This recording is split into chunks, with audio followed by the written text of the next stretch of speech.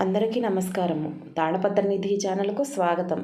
ఈరోజు మనం ఈ వీడియోలో పసుపు గవ్వల గురించి తెలుసుకుందాము.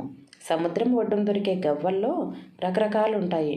వైకుంఠపాళి వంటి ఆటల్లో, జూద క్రీడల్లో వీటిని ఉపయోగిస్తారనే సంగతి మనకు తెలిసినదే. వీటిలో కొంత అరుదుగా దొరికే పసుపు గవ్వలకు విశేష ఆధ్యాత్మిక ప్రాశస్త్యం ఉంది. ఇవి లేత పసుపు రంగులో కాస్త చిన్నగా ఉంటాయి. పసుపు గవ్వలతో బగళాముఖి మాతను ఆరాధిస్తే శత్రుపీడ తొలగుతుంది. జాతకంలో గురుబలం తక్కువగా ఉన్నవారు, రాహుకేతు దోషాలు ఉన్నవారు పసుపు గవ్వలను పూజా మందిరంలో ఉంచి వాటికి ధూపదీపాలను సమర్పించటం వల్ల ఉపశమనం దొరుకుతుంది. ఎలాంటి పూజలోనైనా పసుపు గవ్వలను బేసి సంఖ్యలో ఉపయోగించడమే మంచిది. 11 పసుపు గవ్వలను పసుపు రంగు వస్త్రంలో మూటగా కట్టి శుక్రవారం రోజున పూజించి ఆ గవ్వల మూటను డబ్బు దాచుకునే చోట ఉంచినట్లయితే ఆర్థిక పరిస్థితులు మెరుగుపడతాయి.